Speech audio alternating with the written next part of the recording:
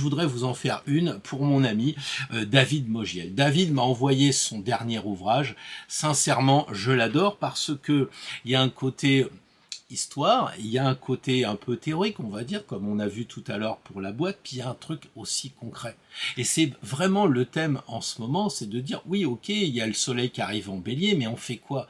Bah, on va respirer les odeurs de la nature, on sort, donc on passe de la théorie à la pratique. Et c'est exactement ce que fait David, c'est-à-dire qu'il y a même des petits exercices ou des grands exercices, je n'ai pas encore lu, parce qu'il est arrivé il y a 3 jours, mais il est vraiment génial, c'est écrit clairement, c'est aéré.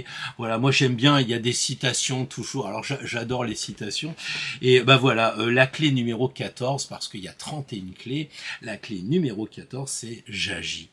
Et oui, c'est pour ça que je me dis à quoi bon parler tout le temps des nouvelles lunes, des pleines lunes, les personnes écoutent et puis après ils passent à autre chose, je suis sûr que le lendemain ils se rappellent même plus où est passé Mercure. Bon, donc là je vois concrètement, j'agis, clé numéro 14 et une citation. J'adore les citations et je vois que David il est pareil que moi, il n'a pas pu s'empêcher d'en mettre un paquet, ce que j'ai fait aussi dans mes romans. Donc là, qu'est-ce qu'il y a marqué? J'agis, Alfred de Musset, 2 points, il vaut mieux faire que dire.